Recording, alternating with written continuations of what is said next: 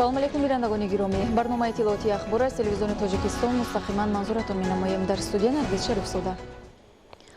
امروز روز رودکی. از سال 2002 این جانب در تاجیکستان همساله 22 سپتامبر با برگزاری کنفرانس ها، صحبت و همایش و ملاقات با اهل فرهنگ و ادب روز رودکی جشن گرفته می شود. اهل علم تاجیک چنین تدبیر و امکان برای بالا بردن جایگاه رودکی در میان جامعه و در امر شناخت بیشتر نسل جوان از آثار این شاعر توانا می دانند.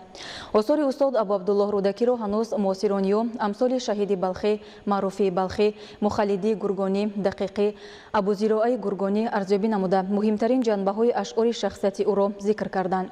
خود رودکی نیز به صفات‌های شعرش اشاره کرده است که برای شناخت آثاری او مساعدت می‌نمایند.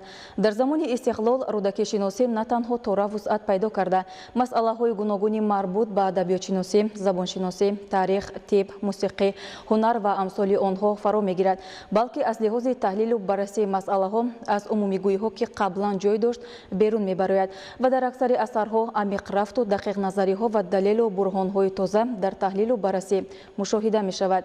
مجموعه مقاله‌های یادنامه استاد رودکی که سال 2014 به مناسبت همایش بین المللی بخشیده به روز رودکی نشر شد دلیل آن است. مجموعه مقاله‌های رودکی شناسان کشورهای گوناگون از جمله محققان تاجیک را در بر می‌گیرد. در اکثر مقاله‌های مجموعه بازیافت‌ها و سخن تازه راجع به روزگار و آثار آدم‌الشعر رودکی به نظر می‌رسد. در شهر باختر بخشیده به روز رودکی محفل ادبی برگزار گردید. در چرابینی از اشعار آدم‌الشعر رودکی شعرها قرائت گردید. گزارش خبرنگارانمان. در شهر باختر از روز رودکی با شکوه و خاطرمان استقبال نمودند. روز 22 سپتامبر همچون زادروز ابو عبدالله رودکی از سال 2002 این جانب تجلیل کرده شده. به افتخار این سنه صحبت و کنفرانس ها، چرابینی های فرهنگی و فراغتی و ملاقات با اهل فرهنگ و ادب سازمان داده می شود. طور تاکید کرده شد در جمهوری تاجیکستان به خاطر ارجگذاری از این شخصیت بزرگ پیوسته اقدام های قدرشناسی راه اندازی می گردد.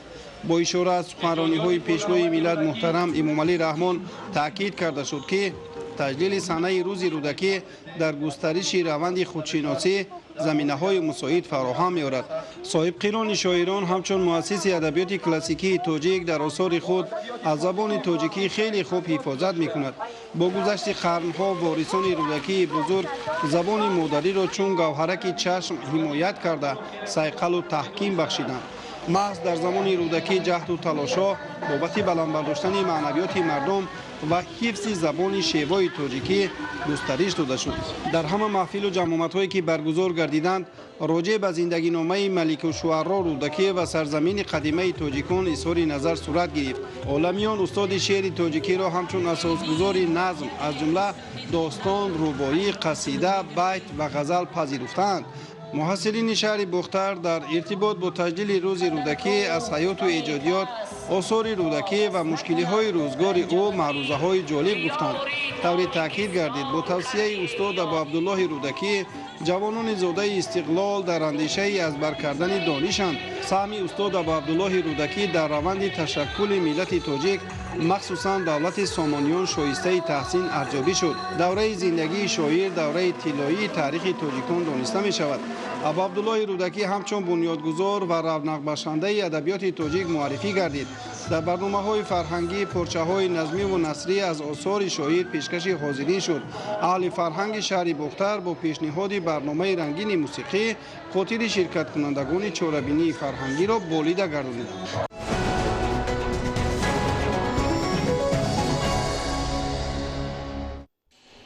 تعمیر و تجدید راه دوشنبه چانوق محور فعالیت کارمندان فیلیال شرکت سهامی اینوویتیو رود سولوشنز التد در جمهوری تاجیکستان محسوب شده. در این جهت کارهای زیاد به سامان رسانیده می شود. در موسم امسال دایره فعالیت خیلی وسیع گردیده. تصمیم گرفته شده است که زیاده از 70 کیلومتر راه تعمیر کلی و صدها کیلومتر تعمیر جاری شود. گزارش همکارانمان. سال روان تعمیر و تجدید راه ماشینگرد دوشنبه چناق در منطقه های ورزاب، زرافشان و سوق وسعتی تازه پیدا کرد. از جانب فیلیال شرکت سهامی اینوویتیو رود سولوشنز التد در جمهوری تاجیکستان تنها در منطقه ورزاب 11 کیلومتر راه پر اسفالت پوش کرده شده. در منطقه های زرافشان و سوق نیز با استفاده از تکنیک و مکانیزم های زمانوی تعمیر و نوسازی راه با سطح و صفت بلند عملی گردید. طور مسئولین فیلیال شرکت گفتند در موسم امسال دایره فعالیت خیلی وسیع گردیده. تصمیم گرفته شده است که نزدیک 70 کیلومتر راه تعمیر کلی و زیاده از 100 کیلومتر تعمیر جوری شود. علاوه بر این در آینده نزدیک پور نو نمودنی اسفالت راه از اولویت‌های رهبریت فیلیال شرکت محسوب می‌شوند. اشخاص آگاه خوب می‌دانند که تعمیر کلی از لحاظ ماهیت و خراجات از بنیاد راه کم نیست. با مقصد گسترش بخشیدن تعمیر و تجدید در مسیر دوشنبه چناق 4 کارخانه استحصال اسفالت مربوط به شرکت فعالیت می‌نماید. همزمان از آغاز فعالیت تا امروز در این مسیر ده‌ها کوپروک نیز تعمیر جاری و 2 کوپروک از نو ساخته موارد بهره برداری قرار داده شد. و غیر از این به خاطر تامین بی‌خطری رانندگان و مسافران با ابتکار رهبریت شرکت بنیاد و گذاشتن دیوارهای حمایوی عملی گردید که تا این زمان در مسافت بیش از 11000 متر طولانی ساخته و یا گذاشته شده است. با خلاصه برآوری از کارهای انجام یافته میتوان گفت که با شرافت فعالیت پرمسئول کارمندان فیلیال شرکت سهامی اینوویتیو راد سولوشنز التد در جمهوری تاجیکستان راه دوشنبه چناق در حالت خوب قرار داشته رفت و آمد منتظم و بی‌مانع و بی‌خطر شهروندان طریق آن در تمام فصل‌های سال تامین است. در دوره اقدام‌های سازنده به استقبال 30 سالگی استقلالیت دولتی جمهوری تاجیکستان بنیادی بیش از 300 انشاءات تعیناتی گوناگون در ناحیه شهر نو به نقشه گرفته شده است. علاقه از انشاءات پیشبینی شده 180 تای آن به استفاده داده شده. کار در دیگر انشاءات با مرام ادامه دارد. در این خصوص همکاران ما گزارش آماده نمودند. бахшида ба сазовор таҷлил намудани ҷашни 30 солагии истиқлоли давлати ҷумҳурии тоҷикистон корҳои ободониву созандагӣ дар мамлакат идома дорад. дар ноҳияи шаҳри нав корҳои ободониву созандагӣ бо ҷалби соҳибкорону шахсони саховатпеша ва мақомоти иҷроияи ноҳия ҷараён дорад. дар ноҳия то ҷашни 30 солагии истиқлоли давлатӣ 350 иншоот ба нақша гирифта шуда то имрӯз 180 тои он сохта мавриди баҳрабардорӣ қарор дода шудааст. бо ҷонибдорӣ аз иқдомҳои созандаи асосгузори сулҳу ваҳдати миллии пешвои миллат президенти ҷумҳурии тоҷикистон муҳтарам эмомалӣ раҳмон сокинони ноҳияи шаҳри нав зиёда аз 52 километр роҳи маҳаллиро аз таъмири ҷорӣ бароварда таъмири роҳҳо дар дигар ҷамоатҳо идома дорад. дар ҷамоати деҳоти боғистони ноҳияи шаҳри нав низ бо ҷалби сокинон ва техникаҳои зарурӣ зиёда аз 1 километр роҳи байни деҳаҳо асфалтпӯш гардид. тавре сокинон иброз намуданд дар баробари таъмир гардидани ин роҳ рафтуомади сокинон ба хусус наврасон хубтару беҳтар гардида масъулин азм доранд ки ин гуна иқдомҳоро дар дигар деҳаҳои ҷамоат ба роҳ монанд. тадбири мазкур ки дар доираи нақшачорабиниҳо ба истиқболи 30 солагии истиқлоли давлатии ҷумҳурии тоҷикистон анҷом дода мешавад имкон фароҳам меорад то шароити зиндагии аҳолӣ ба маротиб беҳтар гардад. ҳамчунин дар доираи нақшачорабиниҳо бахшида ба солҳои рушди деҳот сайёҳӣ ва ҳунарҳои мардумӣ дар ноҳия нуқтаҳои тиббӣ сартарошхона ва дукони дузандагӣ ба истифода дода шудааст ки сокинон бахусус ҷавондухтарони хонашин ба кор ҷалб гардиданд. ҳукумати ҷумҳурии тоҷикистон дар баробари дигар соҳаҳо ба беҳсозии вазъи хизматрасонии иҷтимоӣ аз қабили фароҳам сохтани шароит барои табобату солимгардонӣ барои истироҳату фароғат инчунин таъмини аҳолӣ бо ҷои кор тадбирҳои судмандро амалӣ месозад. ин аст ки бо ҳидоятҳои созандаи роҳбарияти давлату ҳукумати ҷумҳурии тоҷикистон дар шаҳру ноҳияҳо барои беҳсозии хизматрасонии иҷтимоӣ чунин амалҳои хайру некхоҳона аз ҷониби ашхоси саховатпеша вусъат меёбанд. сокинони ноҳияи шаҳри нав азм доранд ки бо чунин корҳои ободонӣ 30 солагии истиқлоли давлатиро дар сатҳи баланд таҷлил намоянд. манучери сулаймон, убайдуллои сайвалӣ, ахбор. در جماعت دیوتی تردیف ناحیه میر سعید علی حمدانی با دستگیری مقامات اجرایی حکومت دولتی ولایت خاتلون و خوجگی های دهقانی برای بهتر نمودن حالت ملیراتیوی زمین های کشت و تازه کردن زهبور زاکش های خوجگی تدبیرهای ضروری عملی کرده می شود. گزارش سید جعفری محمد علی و خورشید نادرخان.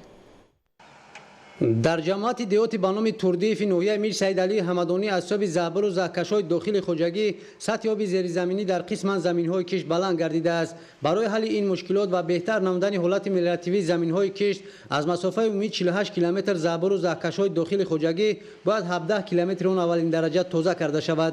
سال‌های طولانی است که در خط زهبرهای داخل خوجگی ما تازه کرده شده نبودند که باعث بلند گردیدن سطح آب زیرزمینی در زمین‌های کشاورزی شده بود. بعد از تازه کردن حالت ملیراتیوی زیاده از 300 گیتار زمین‌های حدود جماعت خوب و بهتر می‌گردند. از سبب مشکلات ذکر شده در این دهات نوعیه چند سال اخیر حالت بازده زمین نیز در اکثر خوجگی‌های دهقانی کم گردیده. شاورزان با وجود زحمت زیاد از کشت پخته و دیگر زراعت‌ها حاصل دلخواه به دست آورده نمی‌توانستند. با ابتکار مقامات اجرایی حکومت دولتی ولایت خاتلون تازه کردن زهبر و زاکش های داخل خوجگی که با پرداخت حق استفاده آب از جانب خوجگی دهخانی برآمده شده است آغاز کرده شده تا امروز نزدیک 1000 متر زاهکش‌های اساسی را چون که می‌بینید تازه کرده اومدیم.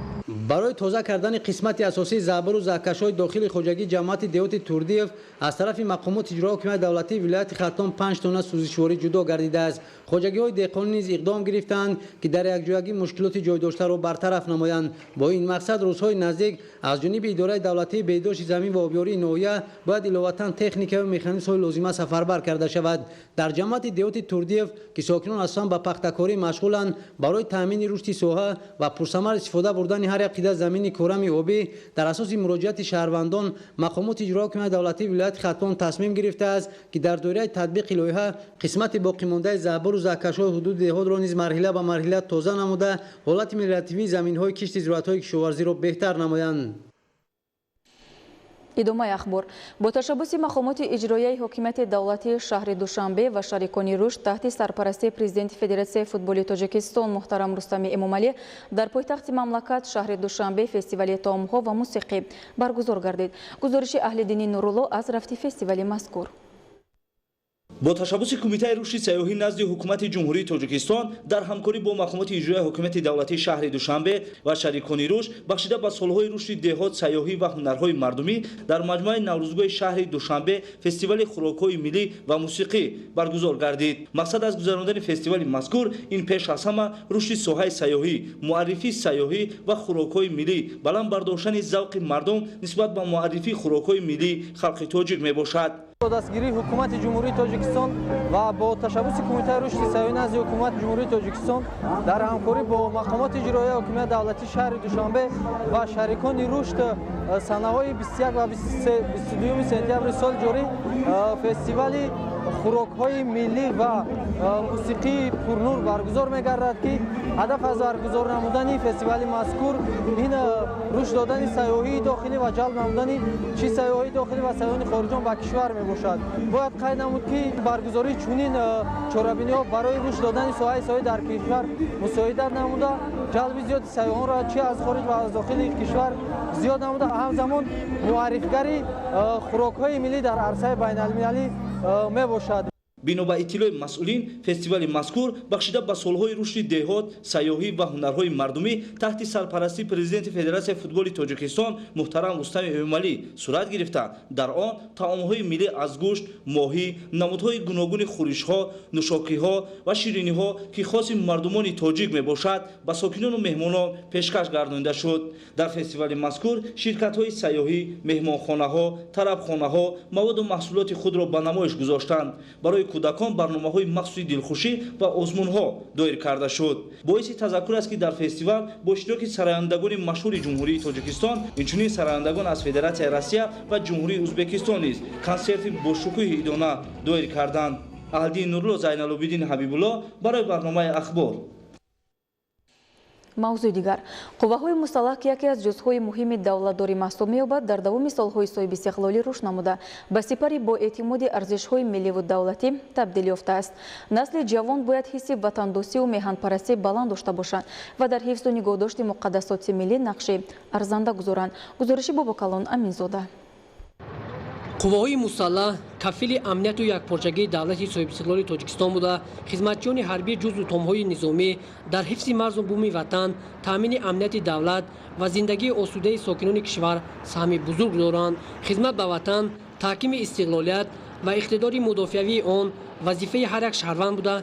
خدمت در صف قوه‌های مسلح برای جوانان مکتب مردانگی است. جوانان محض در دوره خدمت حربی امکان دارند که ماهیت و مفهوم‌های وطن، دولت و مقدسات ملی خود را به خوبی درک کرده سابقه دلیری و شجاعت و صداقت آموزند. جوانان با کمال افتخار و ننگ و ناموس وطنداری باید آماده خدمت به وطن باشند و درک کنند که حمایت مرز و بوم وطن قرض فرزندی و مایه افتخاری هر یک جوانمرد می باشد. من خود حاضر در صنف 11 تحصیل کرده ایستاده‌ام و بعد از ختم مؤسسه می‌خواهم که به طرز اختیاری به صف قوه‌های مسلح داخل شوم، چون که امروزه صف قوه‌های مسلح از یگان چیز تخصیصی نمی‌کشد و با همه شرایط‌ها تامین می‌باشد мебошад. дар натиҷаи ташкили дурусти корҳои фаҳмондадиҳӣ тарғибу ташвиқи ватандӯстию ватанпарварӣ дар байни ҷавонони мамлакат шумораи ҷавононе ки ба таври ихтиёрӣ мехоҳанд ин қарзи фарзандии худро дар назди модар ватан иҷро кунанд зиёд мешавад. шарифзода фирдавс аз комиссарияти ҳарбии ноҳияи рӯдакӣ бо хоҳиши худ омада дар ташкилоти мададгори дофия таҳсил намудад. баъди таҳсил намуданам мехоҳам ба хизмати модар ватан рафта мехоҳам ба сари баланд хизмат кунам. имрӯз ҷавонони давраи соҳиби истиқлолӣ бо ҳисси баланди маслиҳатшиносӣ омодаи хизмат ба модар ватан ҳастанд. ман муҳаммаҷони камолиддин аз ноҳияи шомансур мехоҳам ба хизмати ватан модар равам. ба ҳамсолони худам гуфтаниам ки омада сари вақт хизмати ҳарбии ватану модарро ба анҷом расонам. хизмат дар сафи қувваҳои мусаллаҳ рисолати бузурги шаҳрвандӣ мебошад. ҷавонон бояд дар ҳимояи ватан масъулиятшинос бошанд. бо назардошти он ки хизмат ба ватан барои ҷавонони бонангу номуси тоҷик қарзи муқаддаси фарзандӣ ва рисолати мардонагӣ аст, насли ҷавони имрӯз бо дилгармии махсус ва эҳтиром ба арзишҳои милливу давлатӣ талош менамоянд то дар ҳифзи соҳибистиқлолӣ ва арзишҳои муқаддаси ватандорӣ саҳм гузоранд. бобокалон аминзода, фарҳоди восте, фирӯзи муссо, ахбор. вобаста ба даъвати тирамоҳии ҷавонон ба сафи қувваҳои мусаллаҳи ҷумҳурии тоҷикистон як гурӯҳ шаҳрвандони синни хизматӣ ба таври ихтиёрӣ ва бо масъулияти баланди шаҳрвандӣ барои адо намудани қарзи шаҳрвандии худ дар назди модарватан ба комиссарияти ҳарбии ноҳияи ҷалолиддини балхӣ ҳозир гардиданд. гузориши ҳамкорони мо. вобаста ба даъвати тирамоҳии ҷавонон ба сафи қувваҳои мусаллаҳи ҷумҳурии тоҷикистон як гурӯҳ шаҳрвандони синни хизматӣ ба таври ихтиёрӣ ва бо масъулияти баланди шаҳрвандӣ барои шомил шудан ба сафи артиши миллӣ ва адо намудани қарзи шаҳрвандии худ дар назди модарватан ба комиссарияти ҳарбии ноҳияи ҷалолиддини балхӣ ҳозир гардиданд. айни замон назар ба солҳои пешин сафи ҷавонони ихтиёран ба сафи қувваҳои мусаллаҳ зиёд гашта истодааст. комиссарияти ҳарбии ноҳияи ҷалолиддини балхӣ барои қабул намудани шаҳрвандони синни соли даъватӣ омодагӣ ҷиддӣ дида барои сафарбар намудан ба сафи қувваҳои мусаллаҳи ҷумҳурии тоҷикистон омода мебошад. тавре масъулон иттилоъ медиҳанд ҷиҳати тарбияи насли наврас дар роҳи ватандӯстиву хештаншиносӣ ва иҷро намудани ӯҳдадориҳои ҳатмии ҳарбӣ пайваста дар ҷамоатҳои шаҳраку деҳоти ноҳия миёни сокинон бахусус наврасон ва падару модарон тавассути суҳбату вохӯриҳо корҳои фаҳмонидадиҳӣ роҳандозӣ карда мешавад. ин аст ки сол аз сол дар ҳама шаҳру навоҳии вилояти хатлон аз ҷониби ҷавонон ба таври ихтиёрӣ барои хизмати модарватан меафзояд ки аз ҷониби дигар албатта чунин ҳолат аз беҳтар гардидани шароити хизмат дар қисмҳои низомӣ гувоҳӣ медиҳад. ман шаҳрванд Шарипов Фирӯз пас аз хатми донишгоҳ ба комиссарияти ҳарбии ноҳияи ҷалолиддини балхӣ бо хоҳиши худам омада мехоҳам ба сафи қувваҳои мусаллаҳи ҷумҳурии тоҷикистон хизмати модар ватанро адо намоям.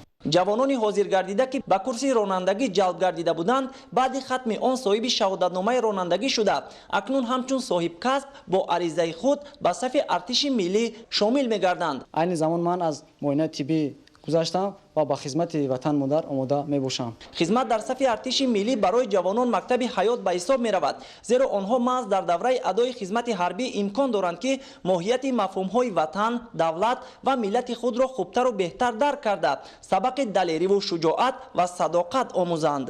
ба ҳамин хотир тибқи нақша чорабиниҳои мақомоти иҷроияи ҳокимияти давлатии вилояти хатлон дар ҳама шаҳру навоҳии вилоят тадбирҳои судманд ба он равона карда шудааст ки наврасону ҷавонон бояд дар рӯҳияе ба воя расанд ки барояшон ҳар порча хоки тоҷикистони азиз муқаддас бошад ва ҳифз кардани онро барои худ қарзи шаҳрвандӣ ва шарафи бузург донанд. бинандагони гиромӣ, дар ҳаминҷо барномаи иттилоотии ахбор ба анҷом мерасад. хайр, саломат бошед.